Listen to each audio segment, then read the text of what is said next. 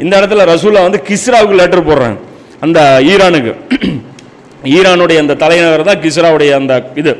அதுக்கு வந்து லெட்டர் போடுறாங்க, எழுதுறாங்க, அளவற்ற அருளாளனும் நிகரற்ற அன்புடையனும் ஆகிய அல்லாவின் பெயரால் அல்லாவின் தூதராகிய முகம்மது பாரசீக மன்னரான கிஸ்ராவுக்கு எழுதும் கடிதம் அப்படின்னு சொல்லி எழுதுறார். நேர்வழியை பின்பற்றிய அல்லாவையும் அவனது தூதரையும் நம்பிக்கை கொண்டு வணக்கத்துக்குரிய இறைவன் அல்லாவை தவிர வேறு யாரும் இல்லை, அவன் தனித்தவன், அவனுக்கு இணை துணை யாரும் இல்லை, அவன் தனக்கென எவரையும் மனைவியாகவோ பிள்ளைகளாகவோ எடுத்துக்கொள்ளவில்லை, நிச்சயமாக முகம்மது அவனது அடிமையாகவும் தூதராகவும் இருக்கிறார்கள் என்று சாட்சி கூறுவோருக்கு ஈடேற்றம் உண்டாகட்டும் அப்படின்னு சொல்லி லெட்டர் எழுதுறாங்க.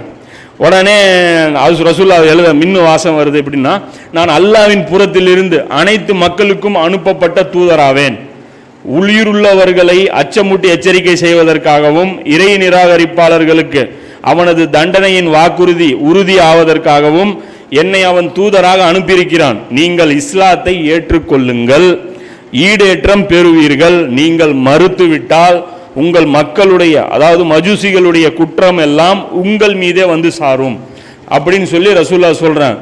இப்படி நீங்க ஏத்துக்கிட்டே ஆகணும், இல்லைன்னா உங்க குற்றம் உங்களுக்கு வந்துடும் அப்படின்னு சொல்லி சொல்லும்போது, இது கொண்டு போய் லெட்டர் யார் கொடுக்குறாரு? அப்துல்லா இப்னு ஹுதாஃபா அப்படிங்கிற, ஹுதாஃபா சலமி அப்படிங்கிற ஒரு நபித்தோழர் போய் கொடுக்குறாங்க. இது புகாரில் பார்த்தீங்கன்னா 64வது ஹதீஸாகவும் வருது, 4424வது ஹதீஸாகவும் இது வருது.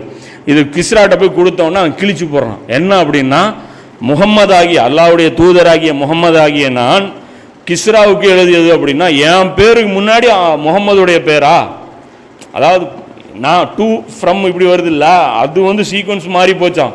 அதில் அவனுக்கு அவ்வளோ பெரிய ஒரு கோவம். உடனே அதை கிழிச்சு போடுறான். கிழிச்சு போட்டது ரசூல்லாவுக்கு தெரிஞ்ச உடனே அல்லாஹ் அவனுடைய ஆட்சியை கிழிச்சு போடட்டும் அப்படின்னு சொல்லி ரசூல்லா துவா செய்கிறாங்க. அவனுடைய ஆட்சி நாசமாக போகும் அப்படின்னு சொல்லி ரசூல்லா வந்து முன்னறிவிப்பும் செய்கிறாங்க.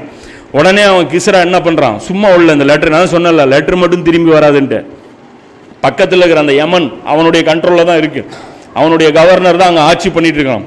அவனுக்கு உடனே லெட்டர் எழுதுகிறார். என்ன உங்கள் ஊரில் இருக்கிற ஒரு ஆள் வந்து எனக்கு லெட்டர் போட்டு மிரட்டுறான், என்ன பண்ணிட்டு இருக்கிற நீயே, முதல்ல 2 ஆளை அனுப்பி அவரை கொண்டாந்து என் முன்னாடி, யாரா ரசூல்லாவை கொண்டாந்து அவன் முன்னாடி நிப்பாட்டணுமா, கொண்டாந்து நிப்பாட்டு அப்படின்னு சொல்லி 2 ஆளை அனுப்பி விடுறான். அனுப்பி விட்ட உடனே அவங்க நேராக வர்றாங்க, வந்து ரசூல்லாட்ட சொல்கிறாங்க, அரசனுக்கெல்லாம் அரசனான கிஸ்ரா உடனே அழைத்து வர சொல்லிக்கிறார். அரசனுக்கெல்லாம் அரசர் வர சொல்லிக்கிறார், நீ உடனே நீங்கள் வரணும், வா போன்னு, அதுவும் நீ வந்தே ஆகணும் அப்படிங்கிறாங்க. அப்போ ரசூலா சிரிச்சுக்கிட்டு, வெயிட் பண்ணுங்க, ஒரு நாள் இருங்க, தங்கிருங்க அப்படின்னு சொல்லி ரசூலா அவங்கள தங்க வச்சிடுறாங்க. நாளைக்கு வந்து பாருங்க, ஒரு நாள் தங்கிருங்க அப்படிங்கிறாங்க. அவங்க ஒரு நாள் தங்கி இருக்கிறாங்க. தங்கி இருந்த உடனே அடுத்த நாள் வர்றாங்க. வந்த உடனே ரசூலா சொல்கிறாங்க, வாங்க போகலாம் அப்படிங்கிற. அவர் சொல்கிறார் ரசூல்லா, முதல்ல அவன் கிஸ்ரா இருக்கான்னு செக் பண்ணிக்கோ அப்படிங்கிறாங்க. உன்னை அனுப்பினான்ல அவன் இருக்கான்னு முதல்ல செக் பண்ணிக்கோ அப்படிங்கிறேன்.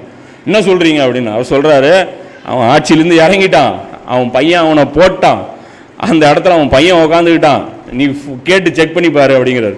உடனே தன்னை அனுப்பின அந்த கவர்னருக்கு லெட்டர் எழுதி போடுறாரு. என்ன அந்த மாதிரி கிஸ்ரா நம்மளை அனுப்பின யார் அப்படின்னு. ஏப்பா அவர் செத்து போயிட்டாருப்பா, ஆள் இல்லை, அவருக்கு பதிலாக ஒரு பையன் வந்துட்டா அப்படியே அப்படின்னு சொல்லிட்டு அவர் டிஸ்டர்ப் பண்ணாது, நீ முதல்ல கிளம்பி அங்கேருந்து வந்துரு அப்படிங்கிறேன். அப்போது இது ஒரு முக்கியமான ஒரு முன்னறிவிப்பு நடக்குது. அந்த குஸ்ராவுடைய அந்த இது வந்து வீழ்ந்துரு. ரசூலா எதிர்க்கிறதுக்கு திமிர் பேசுகிறான்ல, அல்லாஹ் அவனை அடையாளம் தெரியாமல் ஆக்கி விட்றான்.